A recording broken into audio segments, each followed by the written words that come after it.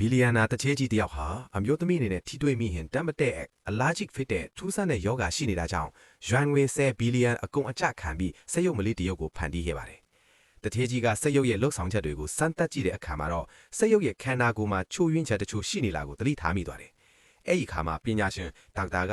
ဒါကအဝတ်အစားလဲရတာလွယ်အောင်လို့တီးတန့်ဒီဇိုင်းထုတ်ထားတာပါလို့စင်ချေပေးခဲ့တာကြောင့်တထေးကြီးကလည်းမကြည်မနှက်နဲ့လက်ခံလိုက်ရပါတယ်။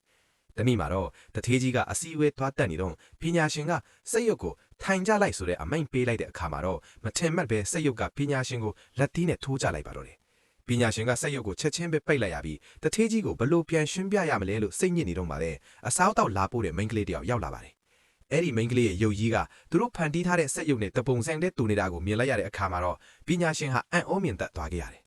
။ဒါနဲ့ပညာရှင်ကစက်ရုပ်နေရာမှာခက်ကအစားဝင်သရုပ်ဆောင်ပေးနိုင်မလားလို့မိန်းကလေးကိုအကူအညီတောင်းပါတော့တယ်။မိန်းကလေးကပထမတော့ညင်းဖို့လုပ်ပေမဲ့ပညာရှင်ကယွမ်ငွေ9သိန်းတန်ဖို့ရှိတဲ့ဘန်ကတ်ကိုချက်ရန်ငွေအထိချက်ချင်းထုတ်ပေးလိုက်ပြီးတကယ်လို့အဖမ်းမခံပဲအောင်မြင်ရင်နောက်ထပ်3သိန်းထပ်ပေးမယ်လို့ပြောလိုက်တဲ့အထားမှာတော့မိန်းကလေးကချက်ချင်းပဲသဘောတူလိုက်ပါတော့တယ်။သိမကြခင်ပါပဲမိန်းကလေးကစက်ရုပ်အဝတ်အစားတွေလဲလွယ်ပြီးအဲကန်တဲကဆိုဖာပေါ်မှာဖုံးထိုင်ကစားနေတော့တထေးကြီးကရုတ်တရက်ဝင်လာပါတယ်။မိန်းကလေးကချက်ချင်းပဲမတ်တက်ထရပြီးနှုတ်ဆက်လိုက်ရတာပေါ့။တထေးကြီးကအနားကိုလမ်းလျှောက်လာပြီးစက်ရုပ်ကအရင်နဲ့မတူပဲတမျိုးဖြစ်နေတာကိုသတိထားမိသွားတယ်။မိန်းကလေးကလည်းပညာရှင်ကကျမရဲ့ system ကိုအစစ်မြင့်တင်ပေးလိုက်လို့ပါလို့လိမ္မာပါနဲ့စွာပြန်ဖြေခဲ့ပါတယ်။အဲဒီနောက်မှာတော့မိန်းကလေးကပန်းတလုံးကိုယူပြီးတထေးကြီးအတွက်အခွန်နွားပေးဖို့လုပ်ပါတယ်။ဒါပေမဲ့သူမပန်းတီးနွားနေတဲ့ဟန်ပန်ကိုတေချာကြည့်ပြီးတထေးကြီးကတခုခုတော့ထူးခြားနေပြီလို့ပြောလိုက်တဲ့အခါမှာတော့မိန်းကလေးခမလူမိသွားပြီလားဆိုတဲ့စိုးရိမ်စိတ်နဲ့ကြောက်လွန်းလို့ဘာမှမလုပ်ရပဲတောင့်တောင့်ကြီးဖြစ်သွားပါတော့တယ်။နောက်ထပ်အပိုင်းတွေကိုကြည့်ချင်ရင်ကြည့်ချင်တယ်လို့ comment ရေးခဲ့ပေးပါ။